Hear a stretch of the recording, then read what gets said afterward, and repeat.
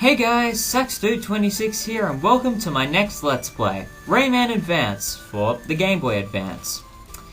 Now, for those of you who've been watching my channel for quite a while, if you haven't worked out already by all the Rayman remixes I've been putting up, I absolutely love the Rayman series and have been meaning to do a Let's Play of one of the Rayman games for quite some time now. I decided to start with Rayman Advance because, well, it is a handheld version of Rayman 1, so what a perfect place to start.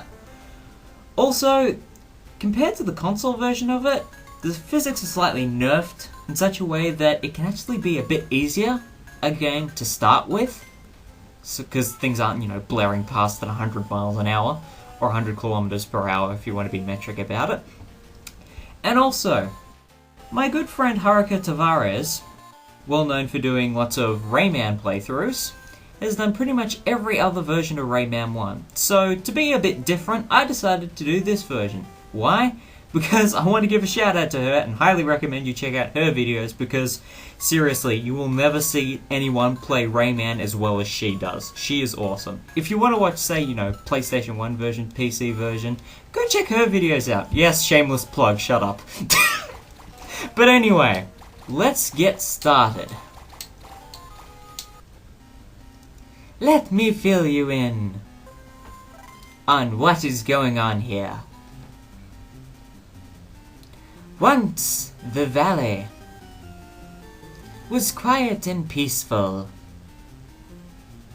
The Protoon kept things in balance, and life was good. But it didn't last. Mr. Dark stole the Protoon and scattered the Electoons. Batilla tried to stop him, but she was not strong enough. The Electoons were scattered all over the world, and hostile characters locked the Electoons away. Batilla needs a champion. The Electoons need a savior. The valley needs a hero. And that hero is Rayman. Free the Electoons, Rayman, and bring back the Protoon. But beware of Mr. Dark. He'll be watching you. And we are now brought to the world map screen, and our first world, the Dream Forest, as well as our first level, Pink Plant Woods.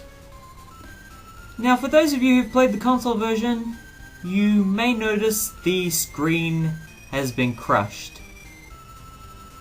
That's a slight downside of, the fact that it's a handheld version, so the screen size has been condensed just to fit everything in. And also, the music is a synthesized version of the console soundtrack. That, along with the nerfed physics and the crushed screen, a lot of people don't like, but otherwise it plays exactly the same as Rayman 1 and is a great game all the same. So now the controls. Rayman moves left and right by pushing left and right. He crouches by pushing down, and by pushing left and right while crouching, you can crawl. You can jump with the A button, and as yet, B does not do anything. However, R allows you to pull a stupid face, and essentially grimace. That is our only form of attack at this point. These blue orbs are called tings. They're essentially the coins or rings of this game. Collecting 100 of them grants you an extra life. Speaking of extra lives, there's one over here. Rayman's health is represented by the gold dots. If we collect the red power orb, we increase our health by 2. The maximum it can reach is 6. Normally, without a power, it's 4. In the console version, it's 3, increased to 5, but eh. And this is the end sign. We reach it, we go to the next area. So, it's a pretty straightforward idea. Progress from one area to the next, collect tings. and a couple more gimmicks we'll be getting onto in a couple of minutes. You may remember the magician from the intro. Well, here he is. And going up to him and giving him 10 tings allows us to enter bonus stages. Basically, in a set time, we have to collect a certain number of tings. Often by jumping across plums, swinging from plums, jumping on water lilies, climbing platform to platform, the usual kind of platforming shtick. And in later levels, they get stupidly hard. But if you complete them, you get an extra life. If you do them again, you can beat your old record. I don't think it actually amounts to anything, and I'm not sure if the record's saved, but yeah. Popalopui! And now we're introduced to our first enemy. You may remember the Electoons from the intro as well, the little pink guys. Yes, Electoons, Protoon, Proton, Electron, orbiting the proton, sciencey, crazy nerdiness, yes. They did make a chemistry pun there. But yes, these are anti-toons, essentially evil Electoons made completely of negative energy created by Mr. Dark.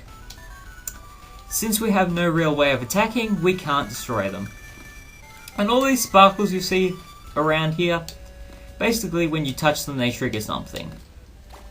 So if you see a sparkle, best you go up to it and touch it and let it trigger whatever. Because sometimes it may be bad, but sometimes it may be good.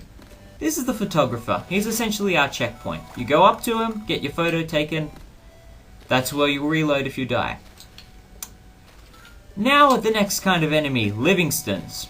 Essentially, hunters. Safari goers, if you will. They're the only enemy I know of that the Grimace actually affects. So, the Grimace is pretty handy in that respect. That is a cage. Again, like the one we saw in the intro. I know, a lot of stuff came up in the intro. The plot is very simple.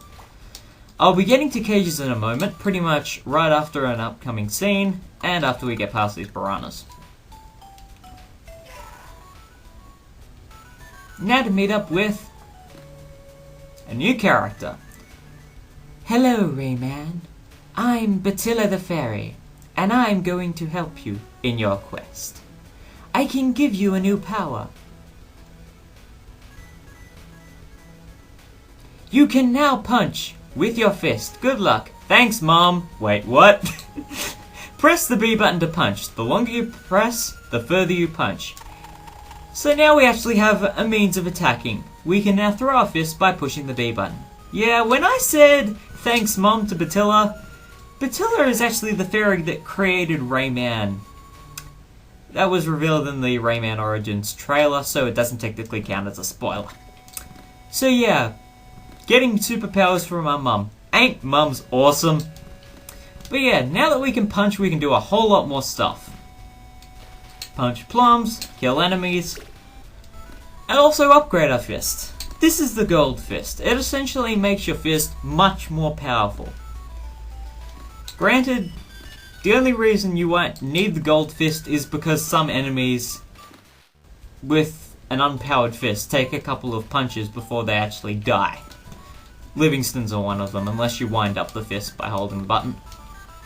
But, hehe, plums plus Livingstones equals platforms. How clever is that? Seriously, how clever is that?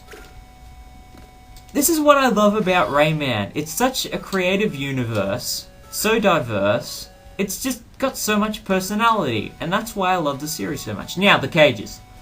Now that I have a means of attacking, I have a means of breaking the cages. But I am not going to. Until I get Rayman every power he can get in the game.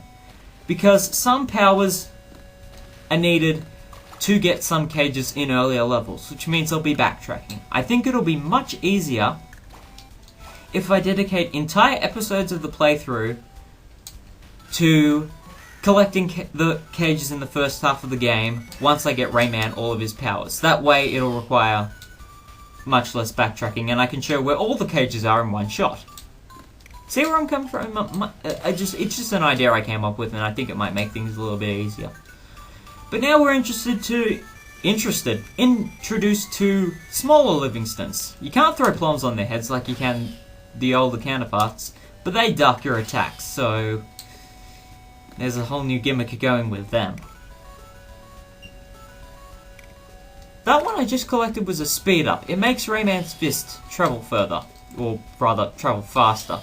You can upgrade it twice with speed ups. Nope, blah. Easy Livingstons.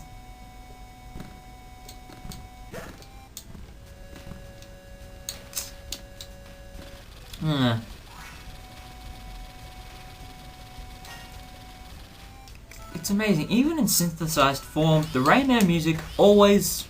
It just has that awesome feel to it. I love listening to it, no matter what. It's just got so much atmosphere going for it. So it's just so well instrumentated as well. Granted, some themes you're gonna get very sick of in this version because they're just overused. And hey, another magician. It's Ting time! This one's a little bit harder to do because it's kind of tailor-made to work around a power you get in the next level, but with some careful jumping, you can do it without it.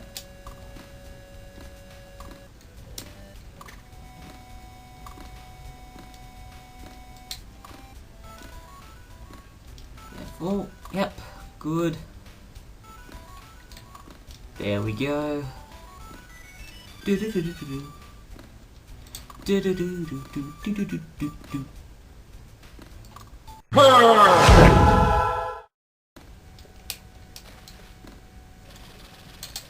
Whoa. Plums are awesome water platforms. Is there an extra life? Yeah, there's an extra life up here. There we go. And our last enemy for the Dream Forest, the Hunter. While he's shooting you, you can't punch him. I know, it feels really weird walking past that cage without getting it. But because of the way I want to do the playthrough, that's how it's going to work. Alright. So I think I'm going to call the first part here. In the next part of Let's Play Rayman Advance, we'll be going to the second level, Anguish Lagoon. So until then, this has been Sax226, and I'll see you next time.